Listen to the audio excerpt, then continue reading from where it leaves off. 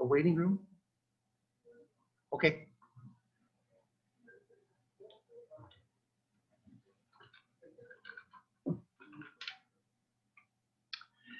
So good morning. My name is Brother Patrick Conway. I am serving as the Vice President for Mission and Identity here at Christian Brothers University. And on behalf of President Jack Shannon, I'd like to welcome you here to hear Bishop Stowe speak. I'd also like to thank Father Mealy for making the arrangements to collaborate with the university on this project. So at this point, I'll turn it over to Father Mealy to do an introduction of Bishop Stowe.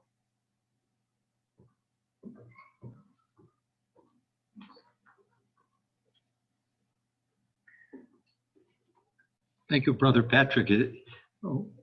We're certainly grateful for the cordial hospitality here. Before I introduce Bishop Stowe, I just want to tell you a little bit about our St. Martin de Porres National Shrine and Institute. It's located in the boundaries of St. Peter Parish. It actually is joined to the parish, and we welcome pilgrims. Pilgrims to come and to look at our beautiful icons of St. Martin in the shrine. Be happy to celebrate Mass for pilgrims, and if you want to use that as a place of prayer, whether an hour or perhaps even most of a day, you're very welcome. We also sponsor different programs. One of the programs that I'm looking forward to this spring is a lecture on medical ethics. And our hope is that there will be a lecture on social justice every fall and then on medical ethics every spring as we continue to grow and hopefully gather the support of people. Now, Bishop Stowe. He is somewhat of, in a short time as bishop, 5 years, he has gathered somewhat of a national reputation. I just want to say what he's been doing within the United States Catholic Conference of Bishops. He's on the administrative board.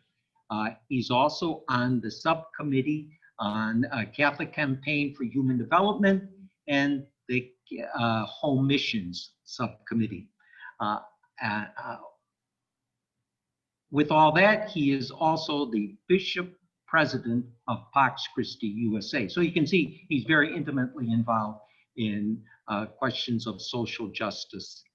We're very grateful that he was able to come and to be with us this week, and I hope that he sometime may come back in one way or another to enlighten us even more.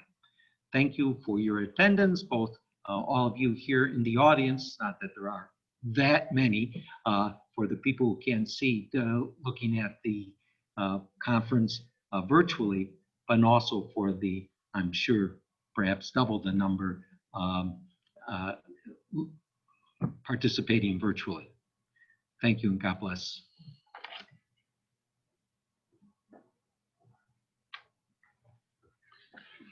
Thank you for that introduction, Father Carmen. Thank you, Brother Patrick, for the warm welcome. It's great to be at Christian Brothers University once again, and great to do something in collaboration with the St. Martin de Porres National Shrine here in Memphis. My first visit this morning to the shrine itself, and very much enjoyed it. As I mentioned last night, I think Martin de Porres can be a beautiful role model for us, being a biracial person, a person who embodied, I think, the vision of Pope Francis of treating every individual human being as a person of dignity and worth, no matter what their status is. That was his path to sanctity. That was his path to holiness. And I think he speaks to our times as well. This morning's presentation was billed as a conversation, and I would really like it to be so. It's a little difficult being in more than one place, and a little difficult to hear always what's coming from the auditorium here. So when we have a chance to speak, there is a microphone in the back that might be able to be used, or if your comments are briefer, I'll try to repeat them. And the people that are in Zoom land will have their own microphones if they remember to unmute them to be able to participate in the conversation. I am certainly not an expert on racism, but I think I have a perspective on it that can stimulate some discussion. I'm really pleased to see some of our African American community here present because your experience of racism is what we really have to consider, listen to, and weigh. But it's also important for white people and people in the dominant culture to take responsibility for the systemic racism that is part of our society and part of our church. So it's important that we have these conversations, even when they can be difficult and uncomfortable. I know that one of my tutors, and I call him that on this issue of race, is Father Brian Massingill. I think some of you are familiar with his work. He's a very provocative but very deep thinker, rooted in great history and a love for the church and a love for what the church ought to be and could be if we are living our vocation seriously. So he says some things to really challenge, and he has challenged me personally. I remember raising the issue with him one time about whether it wasn't more practical and it would meet less resistance and that we might have a further dialogue if we didn't use the word racism and talked about unconscious bias. And his quick response to me is, whose comfort are you interested in? Well, it drove the issue home for me. And I thought I was sensitive, I thought I was woke, I thought I was understanding the situation, and he made it very real. The other similar experience that I had is at our St. Peter Claver Parish in Lexington, which had one of the schools that was founded by Catherine Drexel. They have a vibrant African-American community, not terribly large, but terribly involved, and a wonderfully welcoming community. And I always remark whenever I go to St. Peter Claver that I'm so touched by the warmth of the welcome in that place, especially knowing that it comes from people who have not always received that warm welcome, and very often the opposite of that in their experience of the Catholic Church. And instead of just showing and returning in kind what they have received, they've gone the opposite direction and warmly welcome people of all races into the community and teach us what it's like to be a member of Christ's flock. So I'm deeply indebted to them. And early in the first weeks of my time in Lexington, there was an accusation of racism that happened within our one Catholic high school in the city. It was a legitimate accusation, horrible things were said, and then it got into social media and things become a whole different reality when they get out into the world of social media. But it made me realize it was time to reactivate what had been a little bit dormant in the diocese, is the Commission for African American Catholic Concerns. And so I met with them and they were eager to meet, they were very willing to meet. And when I started bringing up these issues of racism, one of them said very frankly and very directly, you're looking to the African American community to solve the problem of racism. We didn't create it. We suffer the consequences of it. Of course, that was not what I was thinking when I went there. It was trying to get that input, but I understand the concern that came in that direction. And again, it made me rethink what I thought I knew and rethink how things are experienced. And if this conversation does what it's supposed to do, I'll be challenged again, and I'll hear things again in a new way. I want to share some opening comments about where I think we are, what the church has said, and where the church has failed to live up to what it says on many occasions. Typically, when I speak in the parishes on the issue of race, and I try to do this regularly, and I try to do this in white parishes and our Hispanic parishes and the African American community, when I try to speak about this, there's always a tension in the room. You can cut it with a knife. You know that it's there. I don't think that's a bad thing necessarily, because we haven't confronted it, we haven't talked about it, and we don't necessarily have opportunities to talk about it in an open way, because it's dangerous and it can be scary for some people and can be hurtful. And there are painful memories of so much of our community. When I speak to largely white communities, I always ask them what I think are the most basic things, but I'm afraid we don't think about often enough. Who among us chose the place where we were born? Who among us chose the color of our skin? Who among us chose our nationality or our ethnic background? Who among us chose the economic status of our parents? And none of these things we have any control over when we're born into this world, But then why are those things, those very factors, so consequential to one's ability to prosper in the United States when you can't do a thing about them? We don't want to get into a deterministic approach to things, but just looking at the statistics, who you are, where you come from, the neighborhood or zip code that you grow up in, where you have access to education, the background of your parents, the economic status, all those things kind of narrow your choices as you go forward. And of course, there are the exceptions that break the rules that many people want to point to and say, well, it's possible for everybody. But structurally, we know that's not the case. And so if those things that we can't choose are so important as deterministic factors in somebody's future, even more so as people of faith, we have to ask, why do we judge or categorize people based on those things? Now, that's different than saying, why do we pay attention to those things? Or why don't we just ignore those things? That was another important learning lesson for me. And I'm glad it didn't happen to me personally, but I heard somebody trying to be a big-hearted white liberal and saying to somebody, I don't even see your skin color. And an African-American woman said, then you don't see me. And it's very important for us to hear that. We're not claiming to be colorblind or unconscious of cultural, racial, all these differences that are real, but recognizing them all as valid and all as contributing something and all as beautiful is what our Christian faith calls us to do, and that we often fall so short of. And when you're in the dominant culture, you're not always forced to face those things. Another of my experiences in my first weeks in Lexington was I asked, where does the Hispanic community live? They were all at all the masses that I celebrated, all the events at the time of my ordination, all large Hispanic communities. But I'd ask all these people, including priests, where do they live? And nobody could tell me. You know, so I had finally asked one of them to give me a tour. Where are the places that they live? And I went to the African American community, did something similar. It's so interesting that people in the dominant culture can be completely oblivious to what is right in front of them. I used the line from Pope Francis's encyclical Fratelli Tutti last night about Pope Francis saying, you know, we can be discovering new planets and new galaxies and miss the brothers and sisters that are orbiting right around us. We can overlook them, we can be blind. So his call for universal brotherhood and sisterhood is very important in our time and place. So when you use the word racism, and I found out this year after Black Lives Matter demonstrations, after the George Floyd killing, when you use the word racism, it generates almost as much hate mail as when you talk about the LGBT community. Very interesting. And a lot of self-righteous hate mail. You know, people want to categorize me as communist or whatever kind of labels that they want to use. And to talk about racism as one thing, it's very interesting, the guilt. I don't think they even realize the guilt that they're communicating on the page in the way that they write in response to what's being said. And then if you say white supremacy, oh my God.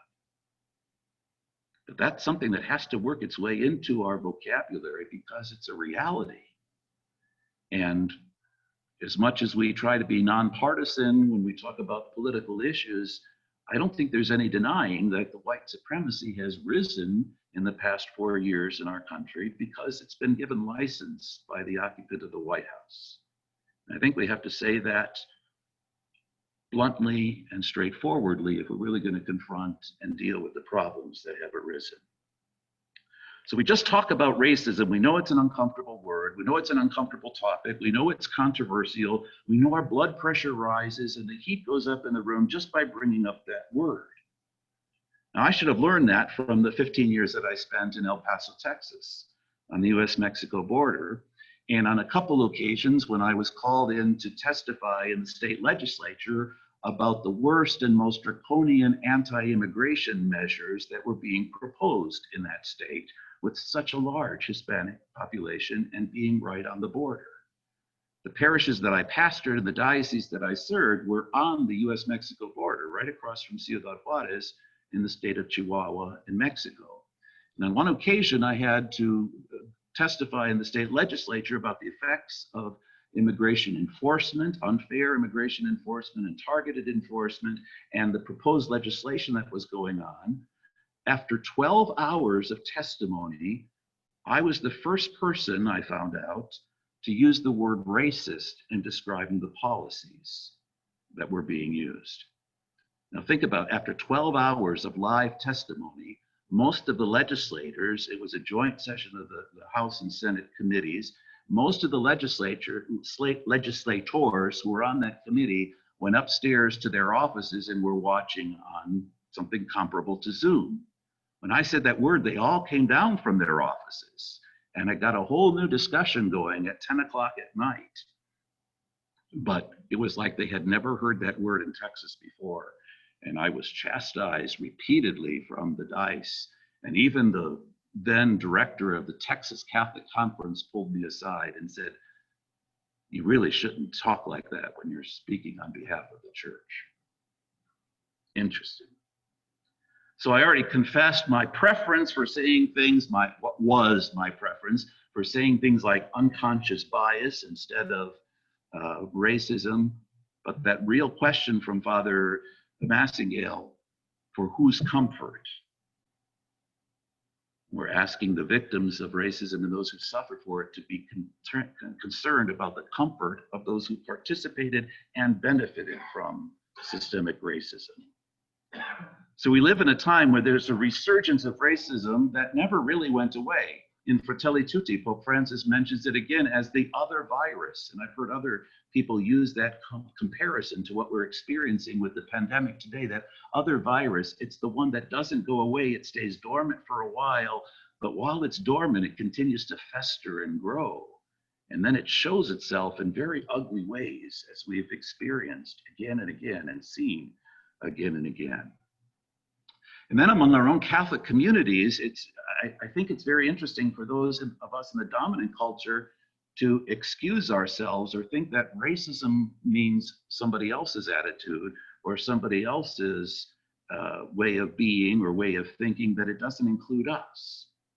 And I think Father Massingale is very helpful in that regard when he says the way that we usually think about racism is person A, normally of the dominant culture, says something, does something, shows some indifference or some violence or says something obnoxious to person B, a person of a minority culture, and that's what we consider racism. But he thinks we really need to broaden our understanding of what that is to a whole system and a culture that takes whiteness as normalcy. So we talk about Black American Catholics, African American Catholics, or Black Catholics. We don't have white Catholics. We just feel that's the normal thing, and the Black Catholics are the exception, or the Hispanic Catholics are the exception. The way that we talk about things and the way that we use language belies or demonstrates that kind of systemic way of thinking of things, the culture that forms us. What does the church itself say about racism? How many white Catholics know that racism is described by the church as an intrinsic evil? During presidential election years, we hear intrinsic evil thrown around a lot about which candidates we should support and which ones we can't. I didn't hear it very often referred to about racism. Racism is an intrinsic evil. It's sometimes called America's original sin.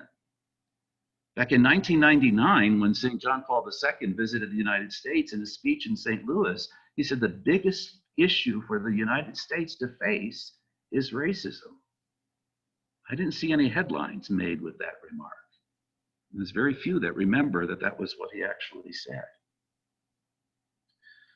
How many know that it's an intrinsic evil? How many realize that it's often called America's original sin? And Pope Francis in Gaudete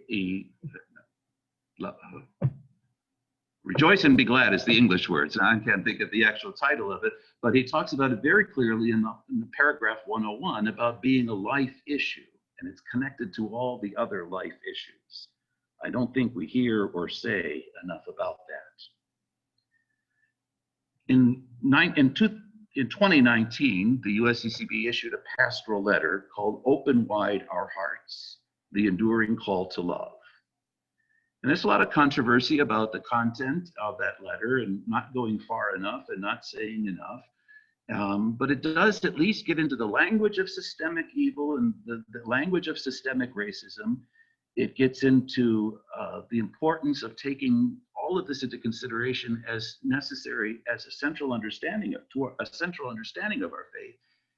It talks about the Native American condition, which isn't always addressed in our church documents. And with all of its shortcomings, it certainly went further than the previous letter issued by the USCCB or the Bishops' Conference, Brothers and Sisters to Us. If you think about the normativity of whiteness in Americanism and the normativity of whiteness in the Catholic Church, when the Conference of Bishops of the country issues a letter about African Americans and calls its title, Brothers and Sisters to Us, then who's it written to? And why does the us not include the very African Americans? Not Fratelli Tutti, as Pope Francis says, brothers and sisters all, but brothers and sisters to us. It's separating. It's describing a separate category. The pastoral letter, Open Wide Our Hearts, is the latest in the series of USCCB pastoral letters, and it has provoked very good conversations and very good listening sessions across the country. And I do applaud the bishops who had a hand in writing it because they knew their task was difficult. They could say things a certain way and no one would read it. They could say things and just cover over all of the difficulties, and then it wouldn't serve any purpose.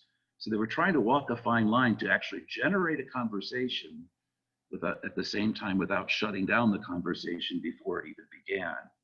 Hopefully we see it as one step among many rather than the last word that is spoken. The U.S. Conference of Bishops goes back to 1958 when it issued a condemnation of the scandal of racism and mentioned specifically the Jim Crow laws of segregation in the South.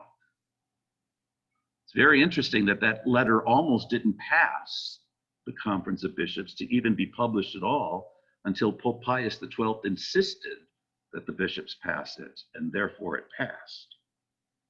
In 1968, Martin Luther King's assassination year, the bishops issued a letter condemning the scandal of racism and the eruption of violence. Father Massingale does a critical read of that letter as well. And it's interesting how the blame for violence is placed on people who already experienced violence and out of their hopelessness and frustration are demonstrating how they are left out of a system that oppresses them. So 1979 was considered a landmark because it was the lengthiest letter, because it was issued broadly and received a great deal of attention. Brothers and Sisters to Us did address structural and institutional forms of racism, moving beyond that person A, person B, the individual construct of racism. And it concluded that racism is not one sin among many, it is a radical evil. But as I said, the large critique of the letter is its very title. Who is the us if African Americans and victims of racism are brothers and sisters to us? 2019, we find ourselves still experiencing the effects, suffering the effects of racism, despite progress that has been made since '79, especially with the election of Barack Obama as president. But realizing that the conversion of heart, which was the main topic of the encyclicals of Francis that I discussed last night, both Laudato Si and Fratelli Tutti, conversion of heart is still needed. And for that conversion of heart to happen, we need to have the ability to see what is actually the effect, what are exactly the effects of racism. We need the ability to hear the experience of those who have suffered those effects of racism and not just describe it as an out there problem or a theoretical problem or a philosophical problem, but something that affects the way that we live, something that affects the way that we worship, something that affects the way that we see each other. Open Wide Our Hearts is a call for conversion. It's appropriate for all people of faith. It's all inclusive, so it's not about finger pointing, and it calls for self-examination and structural examination. As good Catholic teaching does, it begins with the Bible, with Scripture, with the Word of God. It opens with the story of Cain and Abel, fratricidal brothers, brother killing brother, planting the seed and describing the context in which we should think about racism, brother against brother, an image of what racism is from God's perspective, because God made us all his children. They also call for a very simple phrase from the prophet Micah: what should we do? Do justice, walk humbly, love tenderly. After asserting that we are all God's children and God's desire to see unity in his family, the letter alludes to the 1979 letter written to address one particularly destructive and persistent form of evil. And even as it can point to promising strides toward healing the diagnosis, the infection still remains. And I think Pope Francis highlights that as well. So when we talk about racism, Father Massengill helps us think about it in terms of one holding one's own race as superior, therefore others are inferior. And that conviction leads to exclusion, ridicule, mistreatment, or unjust discrimination. It is sinful. It violates justice because it's a failure to acknowledge the dignity of the human person. And it implicitly denies that all are made in the image and likeness of God. But racism is not always manifest in deliberative acts, but it does by individuals and groups. And the bishop's letter cites dangerous appearances of nooses and swastikas in public places. I think we've seen that again and again in the last few years. They note that the cumulative effect of discrimination of Hispanic and African Americans in hiring, housing, educational opportunities, and incarceration. And there's specific mention, which is a step forward in that recent document, about racial profiling in the issues of immigration, targeting Hispanics, about criminal activity, targeting African Americans, and the harassment of Muslims and people from majority Muslim countries against whom it is legal to discriminate, according to the Supreme Court. They upheld the president's ban on Muslims. It also talks about the xenophobic rhetoric, the ways of speaking, which seems, unfortunately, to be more persuasive to people than facts or the teachings of our faith too often. And then for those of us in the dominant culture, we should also think about, in our Catholic language, we should also think about the sins of omission. We confess at the beginning of Mass what I have done and what I have failed to do. And the failure to speak out about social injustice, the failure to speak out about racial profiling, the failure to speak out about housing patterns that are discriminatory, educational problems, incarceration problems, etc. The pastoral letter, as it should, has a special concern for the racism that is rooted in our hearts, even unconsciously, that is rooted in our upbringing. How many times do we in the dominant culture excuse older people because that was the culture they were raised in? We're the heirs of that culture. We still participate in that culture, but rooted in upbringing and cultural background. Here in the South, what is the Confederate flag a symbol of? Debated in lots of places. What does an African American say that flag is a symbol of? What does a supposed daughter of the Confederacy or son of the Confederacy say that flag is a symbol of? But institutional racism is more than an accumulation of the racism in our hearts. It's when that becomes policy, when that becomes norms, when that becomes the law itself. Manifest, as we've seen so terribly again and again, and strongly this past summer, manifest in law enforcement killing unarmed African Americans, grossly disproportionate numbers of people of color in prison, and the chance of being imprisoned if you are a person of color, dangerous interaction with police. Whereas so many of us have heard from the African American community the talk that parents have to give their sons, especially their children, about what to do if you're pulled over by a police officer. So the call of our faith is to do justice. And the grounding of that justice theologically begins with the Trinity and the idea that God himself, God and God's self is in relationship, and human beings are made for community, made for communion, made for relationship. The original meaning of justice, which is still valid, is about right relationship with God, right relationship with each other, and as we're growing in our awareness, right relationship with all of creation. And the very definition of sin is the disordering of those right relationships.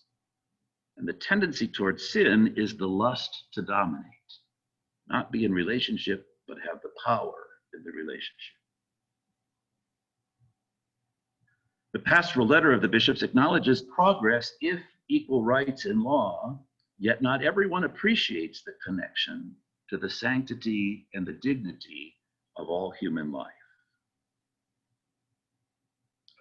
And I think an important contribution that the letter makes is it admits and laments that there has not been a moment of atonement or reparation in our U.S. history, or any process of reconciliation or healing.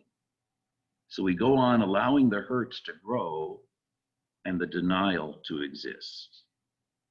And that is true of the African American community, very clearly true with the Native American community, no acknowledgement of what has been taken from them, and true in the present day now also with Hispanic Americans. And they go into some detail about the different ways that the different ethnic groups and racial groups have been treated. Do justice means that we have to face the injustice of the past, name it for what it is, and seek reparation. To love goodness, the letter suggests, few people consider themselves to be racist, but faith compels us to courageously resist racism.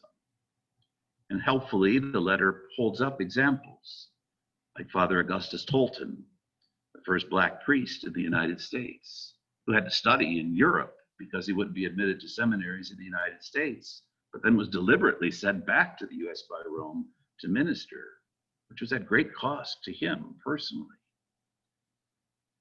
And then we have people who have worked to overcome racism in society by providing opportunities for people of different races. And part of the walking humbly that the letter cites from the prophet Micah involves that very acknowledgement of sin and our complicity in the sin. Whether it comes from Pope Nicholas V, granting papal permission to sell Africans in 1452, even though it's been denounced by subsequent popes, it's part of our history. By recognizing a painful history of segregation in our own churches. Father Carmen and I lived together and worked together in El Paso, a city right on the US-Mexico border. At the Cathedral Church in El Paso, St. Patrick's, there was at one time a brown bag test. And anybody whose skin was lighter than the brown bag could sit in the main body of the church, and anybody whose skin was darker had to go to the choir or to a different church. I remember my own mother telling me that the only time she ever questioned her Catholic faith, the only time she was ever ashamed to be a Catholic, was when she had gone on a train trip down to Florida to witness her sister's wedding. Her sister was in the Air Force at the time.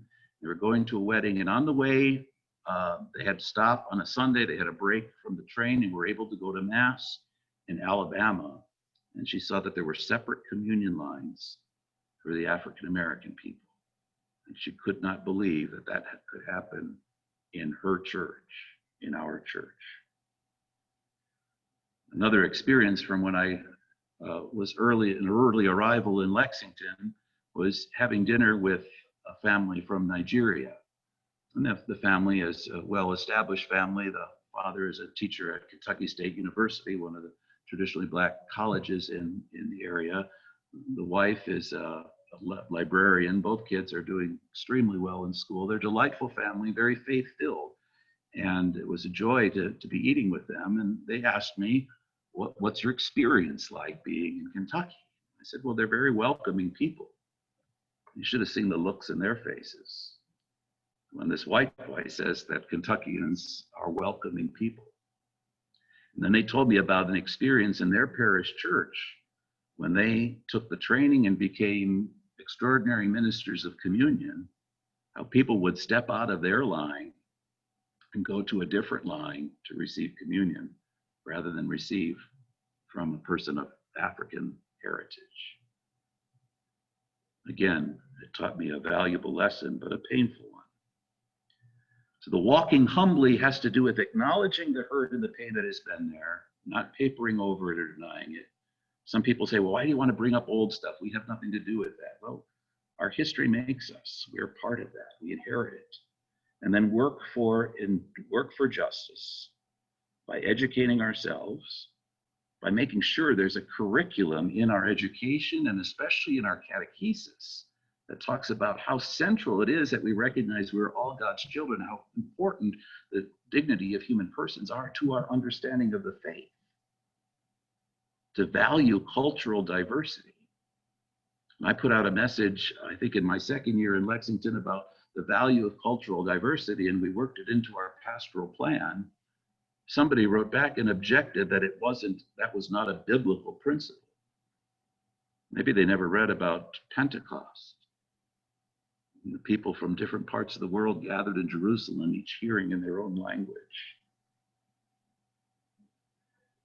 Value cultural diversity, and just change structures for inclusion, the hardest part.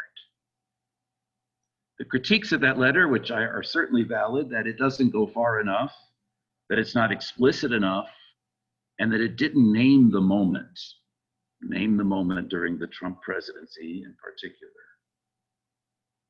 And even though it doesn't it doesn't repeat the bad error of the title of Brothers and Sisters to Us, the question could still be asked about to whom is it addressed? And are people of color really spoken of as members of the church? We had an African-American husband and wife do a workshop for our chancery staff well before this past summer. And they started with a very interesting thought experiment that maybe some of you have seen already, where they describe a situation where a white person goes into a church and all of the statues are of Black people, and all of the pictures are of Black people, and all of the things of the bulletin depict Black people, and whether they would feel welcome or not. And when the stories that they heard, and if they didn't see themselves pictured there, if they didn't see themselves represented there, would they at all feel part of this community, or would they always feel like outsiders? And while it seems so obvious from a distance, sometimes we need to be hit on the head with those things. Shortly after the Bishops' Conference wrote that letter, Bishop Mark Seitz of El Paso wrote a letter that is a little bit more direct, a little bit more poignant in its describing the injustice. It was a response to the August 3rd, 2019 killing of 22 Mexicans at the El Paso Walmart. And it was called Night Will Be No More, darkness moving towards light. Same images that Pope Francis uses in his encyclicals. He cites and names racism explicitly and uses the phrase white supremacy, as difficult as that is. And he says that he is not replacing Open Wide Our Hearts, but adding a border experience to that pastoral letter. He acknowledges, as I did at the beginning here, how uncomfortable those terms can be, but also recognizes the brutal, what he calls the brutal incivility of our times, and how even those terms can be weaponized. And that letter has 4 parts. The first with a definition of racism, the second called Heartsick, the legacy of hate and white supremacy on the border. And the third moves into theology and does a beautiful reflection on the incarnation with the phrase, he took the form of a slave. He talks about God's response to our inhumanity to each other is the Son of God becoming human. It's incarnational theology. And the fourth is what is titled The Threat of Resurrection, the time of justice, the time of establishing God's will. And then that letter ends pleading that the killer of those 22 not be executed and not contribute more to the violence and hatred. If you remember the killings at Mother Emanuel Church in Charleston, after welcoming a white person into the Bible study, and then he pulls out a gun and kills all those who were present, and every one of them pleaded that he not be executed at the time of trial. It's a profound faith in the resurrection that allows us to have that kind of faith and that kind of willingness to forgive. You know, my own pastoral experiences, I've experienced and seen in action that willingness to forgive. I've seen it on the part of Native Americans in the Kateri Tekakwitha Conference, you know, all that they have put up with and still want to contribute and be vital members of the church. I've seen it in the African American community. I see it in the vibrancy of the Hispanic community when even they're given the leftovers in churches, or it's reinforced that they're a second-class community. You can have mass when the white people are finished with using the church. You can do this, but remember, we pay the bills, all the kinds of things that they put on them. The ability to see beyond that and continue to focus on what is most important is really a lesson to the church in the dominant culture. But I'm not sure we always see it. I'm not sure we hear it. I'm not sure we get it, especially if our understanding of what's normal and normative is what we know best, what we've already experienced. So before I talk on and on and on, I do want to get some feedback, some reactions, some questions to get the discussion going. We'll do our best to make that possible here, including those who are here present. Remember, there's a microphone in the back of the room, and I'll also try to repeat things if you don't go back there. Oh, the microphone in the back moves.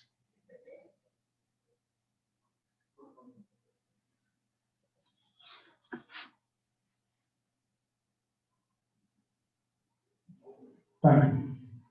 My name is Daryl Story. I'm a native resident, been here 67 years. I saw my email that you had a program for celebrate. I got something that I want to relate. I was a victory eraser while I was an employee in one of the jails in Memphis. I reported a rape and a murder, 2 murders as a matter of fact. Within the jail? Yeah. And they got angry, very angry. And the lawyers that I gave that information to, they took it and started some legal process to get paid to protect me as a whistleblower. And so eventually, when it wind up, I got fired. They put a drug charge on me. This over 20 years ago. I'm a felon now. 100% innocent. With felonies. Every lawyer, every judge that I reported into this conduct to, is ignored me. I reported a rape of a white guy on 4th grade ship in Key. And a white guy discovered the white guy that got raped. He didn't investigate. He put him in suicide precaution. I discovered he got raped. What's the report? I'm the one that got criticized for the report. That was it. I wasn't raised to hate nobody. My mother and father raised all of us to love. Everybody has a way. That's why I take my job. And when I took my job, I tried to perform without looking at it. But if I did my best, he'd be like, nobody should do it. And I'm standing wrong today.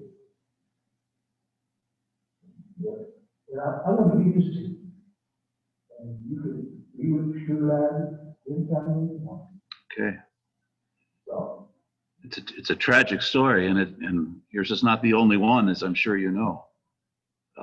Usually when I do these talks, I talk about Father Brian Massengill and also Brian Stevenson, you know, the book Just Mercy, and came out in film. It's a very good introduction, especially for those who are not familiar with the kind of unequal application of justice or actual distortion of justice as you describe.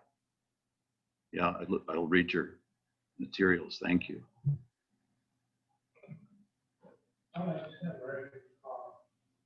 parish is south in my area, probably about 4,000 people live there.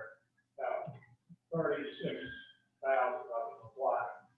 I work much with black veterans. Sorry, one of the things they asked me one time that had a chance to press that in their mind, there are 44 million blacks in the United States that are victims of an intrinsic evil, systematic racism. And they have to live that life. And when you consider the other intrinsic evils that we face as a church, just think of that number in their mind. They consider 44 billion living with an intrinsically evil, the victims of that daily, and in their minds they will live with that for the rest of their lives. That's a big number. That is something I don't know that really the face actually appreciate the size of the stuff. Yeah, I would say I think we've, at least it's more in our consciousness after last summer, but what would it take for us to really realize how many people are living that, the consequences of that intrinsic evil?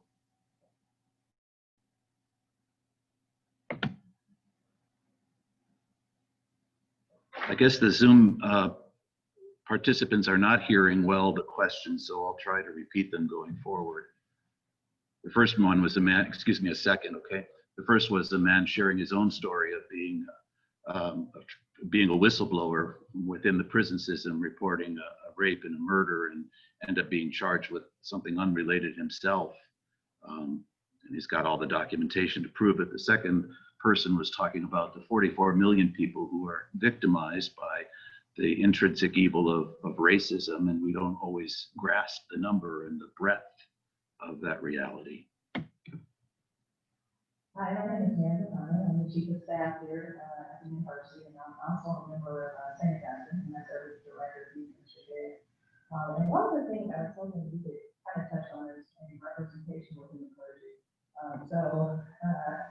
With Cardinal Gregory being for Black Catholics in America, it was like Christmas, right? So on Twitter. Yeah, and I saw some of the beautiful celebrations of that. Right, and it's so important to have, members of various cultures and backgrounds within all ranks of leadership. And so I'm just wondering, do you see, like, under Pope Francis leadership, do you foresee, like, maybe more individuals from, the African American community, Hispanic community, and other communities that tend to be underrepresented? Do you see more individuals joining or wanting to be a part of the clergy? Yeah, and that's a very important question. I know there's concern about the diminishing number of African American bishops in the United States and how few of them there are. And then you look at the number of priests from whom bishops would be selected, and that's a diminishing number, and the number of seminarians. So we really need to have, in all of our vocation efforts, a real conscious, deliberate choice to appeal to people of culture.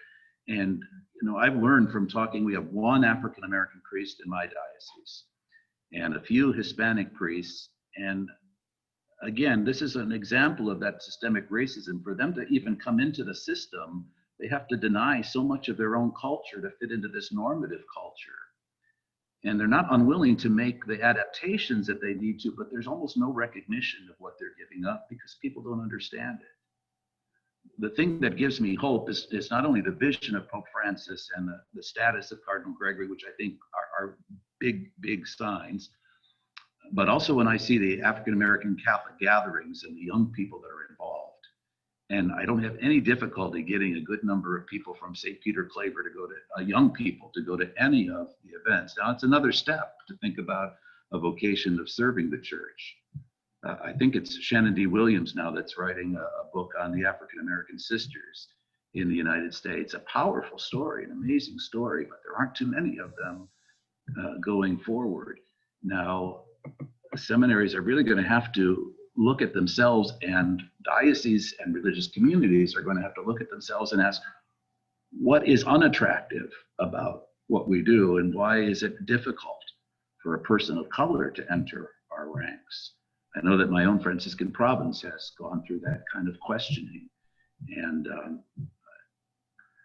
I think the leadership of Pope Francis is pointing us in that direction. I think our greater and greater dependence as an American church, our greater and greater dependence on the developing world to provide clergy for us really gives us an opportunity that we don't always fully realize. So we think about a priest from India and a priest from Africa as we weren't good enough to get one of the priests from here. That's the way some communities feel about it, rather than acknowledgement that we're part of a global community and they have gifts to bring and to offer. And maybe they can inspire people of Indian and African descent to come into the seminary as well. So that question is right on, given to us by your role here as Chief of Staff at Christian Brothers University. Mary, thank you very much. Hi, Father. I'm with Zoom. I have a question for you. Great. I'm Can you introduce yourself? My name is Aline Neal. Okay. I Yes. missed the first 23 minutes. I couldn't get in. But my question for you is, what are you all going to do with this once you leave?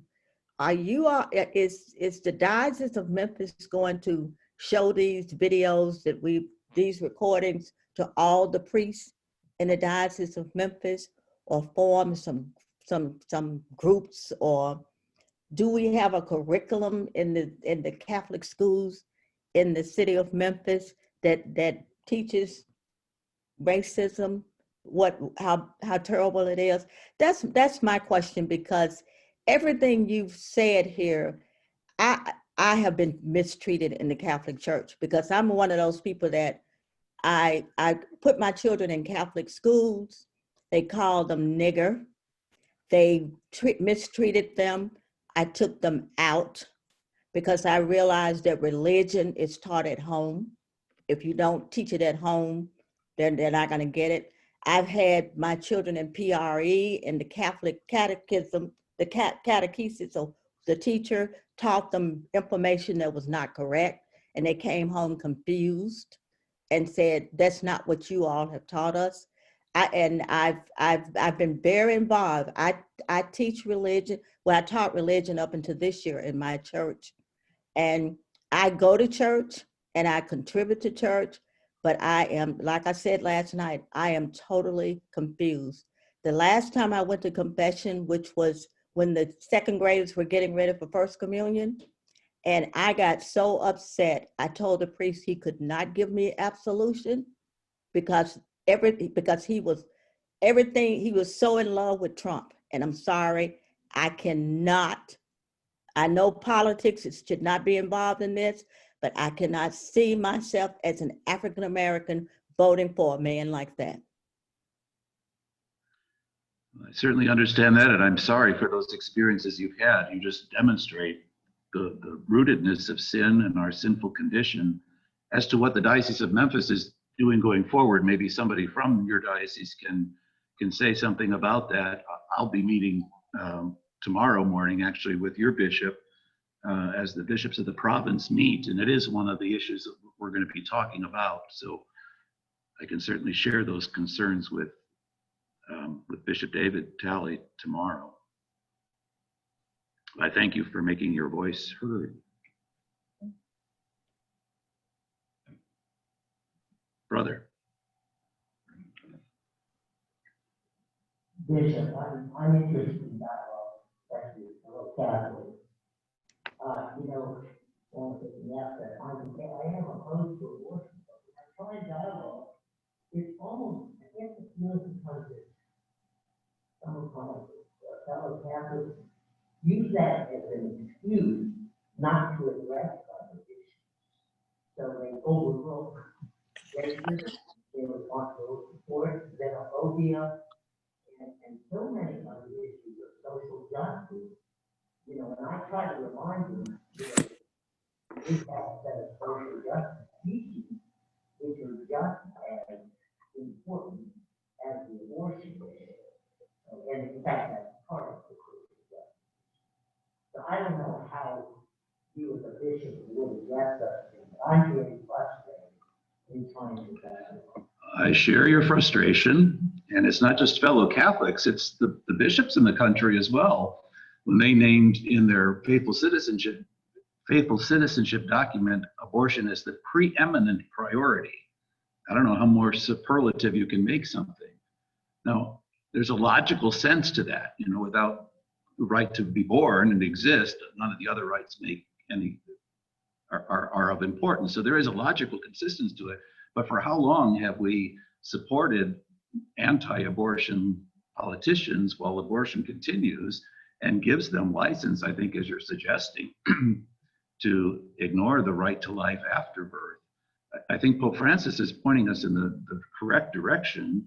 And the document I was fumbling over the name of earlier, Gaudete et Exsultate, paragraph 101, says the importance of the right to life in the womb. And then the Pope says equally important are, and he lists the other things that have to do with human dignity. So it's never an either or reality. Our Catholic tradition is both and more often than not. And in this case, we have been politically homeless when we come to partisan politics because we have one party that tends to do more of what Catholic social teaching asks of us in terms of care for the poor, the environment, et cetera, and another party that puts all of it on abortion and really exploits that divide. You know, there was a real deliberate effort of the Trumps for Catholic, the Catholics for Trump political movement to really create that and stoke that division. Yeah, I share the difficulty. And, you know, how do you dialogue when people can't agree on the facts, right? When there's no ground, there's no basic facts that we can start with to agree on. That makes it very difficult to dialogue.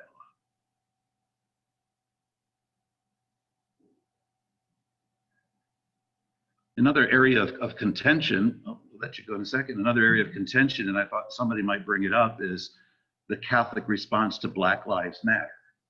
Right? There's such a difficulty even saying that phrase, and you know, I can always find out what people are thinking by reading my hate mail, but so many people objected to using that phrase, some because they say it's pro-abortion, it's pro-gay marriage, it's pro this, it's pro that, but just the phrase itself, not necessarily the foundation that has copyrighted that name, but the phrase. Lots of people, thousands, tens of thousands of people in the streets that were calling attention to BLM, to Black Lives Matter, weren't talking about these other issues. They were talking about why doesn't it matter that a Black person is shot down by a law enforcement officer? And again, juries do not convict those who are responsible. So I didn't want to get in the way of what you had to say, sorry. Yeah, I'm Randy Gamble, and I said I was gonna be quiet. Still don't listen, let me be quiet and start moving. I didn't grow up Catholic. I was baptized in Catholic Church about 23 years ago. And I left the church about 3 times. And my question, because I can feel it, I can feel it stirring in me, is throughout your travel, have there been voices, I call it voices in the wilderness, that are crying out because they don't feel that they belong in the church? And that's how I feel. Even though I've been a part of Pax Christi, you know, anti-racist team and racial justice warriors, right, but I still have that emptiness in me where it is right about how throughout my travels, about, in a sense, you know, I just don't feel or seem to feel like I belong. You know, and I go to a lot of different faith community activities and stuff like that, but there's something about it. I left it 3 times and God redirected my path right back to it. I said, come on, God, you know me? You know I am. You know, and, but I still have that sense of maybe alienation or whatever it is, because I have a voice. Sometimes I recognize that my voice is not heard or accepted. You can feel welcome, but that don't mean anything to me. Unless I can be able to be all that I am, to be with my history, as an African American. It don't mean anything to me to be welcome. That's just a nice thing. I met some, throughout my journey, I met some wonderful people. You know, that I'm grateful that have journeyed with me on that, but I still have that sense of unrootedness. You know, I feel unrooted somehow. So he's sharing an experience of being unrooted and, while welcome in the Catholic Church, not feeling he can be his full self in the Catholic Church, and wondering how many other voices are out there in the wilderness not being included. I first want to say, listen to God, because he keeps bringing you back here for a reason. And maybe it's because we need you, right? You have something to share with us. And then you mentioned Pax Christi. I know a lot of people across the country that are part of Pax Christi that actually think that Pax Christi, which is the Catholic peace movement, they consider it their church because they don't find the prophetic voice and the justice witness that they want in the Catholic Church, but they value the sacraments, they value the life of the church, they value our tradition. And so they see the importance of creating community with each other. And so it's a real hunger, it's a real need, a genuine need. But I do know there are communities that support that. I know that the community that I mentioned in Lexington, our St. Peter Claver, is one where we go out of our way. But I know there are groups that are left on the margins.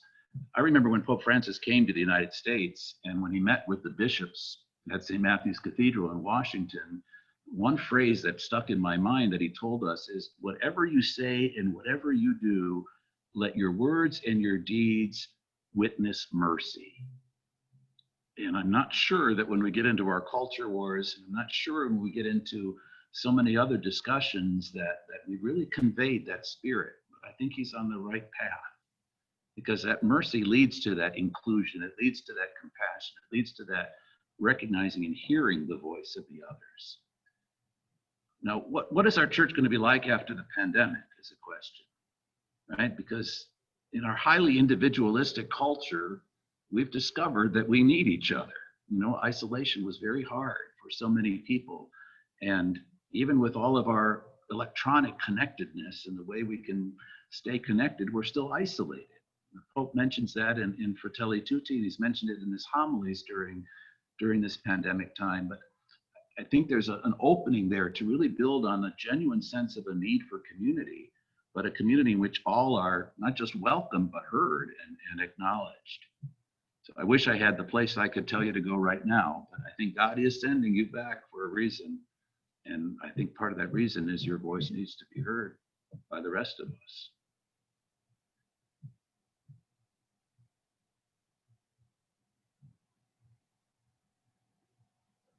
David, they're bringing the microphone around. I haven't seen if there's anybody trying to speak on Zoom. Leo, okay, we'll get to you next, Leo. Yeah, our vision for the country would be for us to find a way to eliminate gerrymandering and also have sufficient polling booths on election. I've observed that there seems to be systemic discrimination based on how many machines are played in voting areas. And whether they're an African American or other local people, I noticed that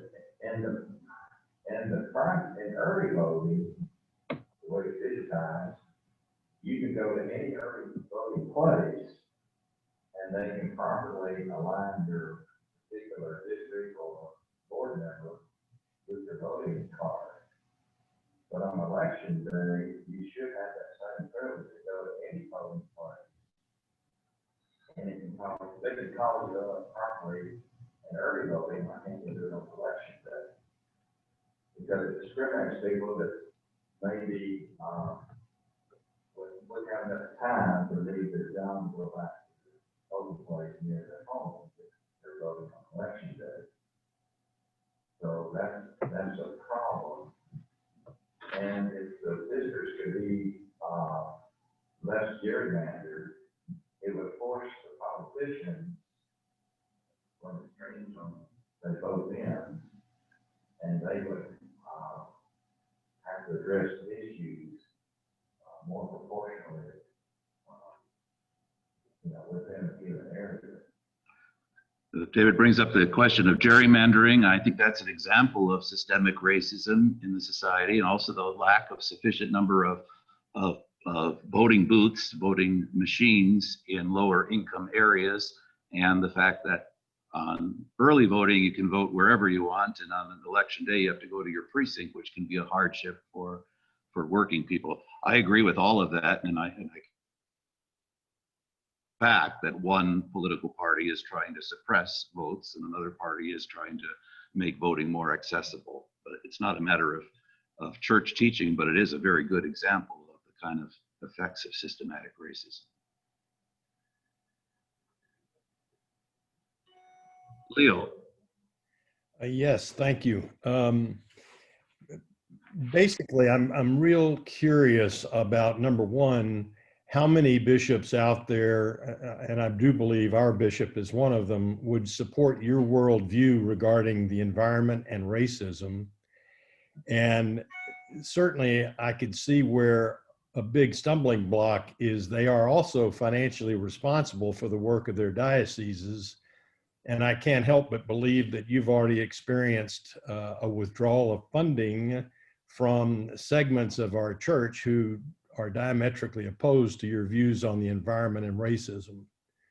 So when you meet with the bishops, how can you do very practical things like either try to get into the programming at EWTN, which tends not to aggressively share your views, or do we get some of the progressive bishops to establish an alternative to EWTN to get this kind of messaging out to the broad church?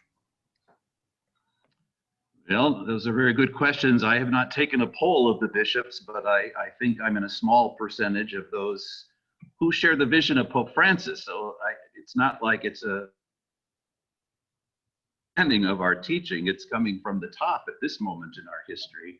And I hope there are more bishops that are appointed. You know, there was an old system of how people became bishops, and this worldview was not part of that necessarily. So it's going to take some time.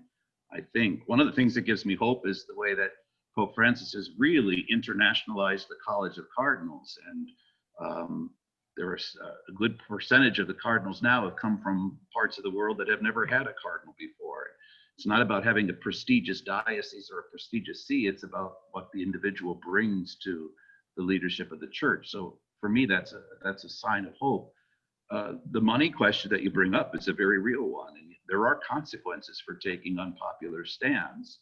And those who want to preserve the extractive industries, when we talk about the environment, they're well funded and they have lots of money to spend on lobbying. They have lots of money to spend on advertising. They have lots of money to spend on swaying public opinion, and they have lots of money that they can withhold from institutions that they would otherwise support. So there is a cost involved. There's no question about it. And it helps me to hear a layperson recognize that. It really does help to hear that. And I wish those who did share this vision would also understand that and help others to see that we're up against some difficult and well-funded opposition. I think what EWTN does is unconscionable, especially right now when they take such an anti-Pope Francis line. But where would we get the resources to produce another Catholic network with the kind of reach that it has? If you ever want to pursue that, I'd be glad to help. Okay. We'll need a few more of us, but I like the idea. It's a professional fundraiser. Great. Others here who want to speak? Others in Zoom land who want to speak?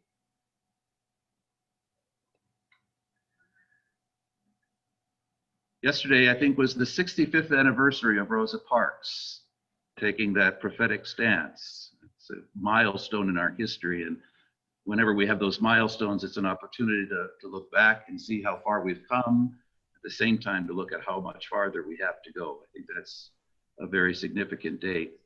And today is the 40th anniversary of the 4 women that were killed in El Salvador, the sisters and the one laywoman, Jean Donovan, who was with them, killed because they spoke for the gospel of justice and tried to reach the poor and were accused of communism. So there is definitely a price to pay. I thank you for being part of this conversation. I apologize for the difficulty in making it a real conversation. It's hard when I'm up here and you're socially distanced in the seats and then so many are in Zoom, but I think we did the best that we could. And I hope it was meaningful for those of you who participated. Thank you.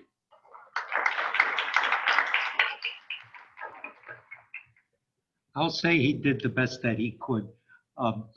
He drove from Lexington to Memphis to be with us. And we know how important it is to have a person in our presence. We're grateful for technology that it would allow many other people to join in this conversation. But his presence here means a lot to all of us. And John had to sacrifice, Bishop Stowe had to sacrifice himself to come here among us. Before we leave, I want to thank, first of all, the Christian Brothers University, again, for their co-sponsorship of these lectures, for providing this marvelous space that has allowed us to keep socially distant and to be with one another. And also, I want to thank Father Val Handwerker, pastor of St. Patrick's Parish here in Memphis, for providing hospitality for Bishop Stowe. Brother Patrick Conway has a final word for us. And on behalf of President Shannon and faculty, staff, and students of Christian Brothers University, I want to thank you, Father Mealy and Bishop Stowe, for your presentation. You offered those of us that may sometimes feel like, where's the church going? You've offered us some hope, and that's been very gratifying. So thank you so much. I have a small gift for you. It's a book written by one of our brothers on the past 60 years of the brothers here in Memphis. As you're aware, we're celebrating our 150th anniversary. Yes, right. Bishop and Father Mealy. Thank you. Thank you, brother. It's been great working with you.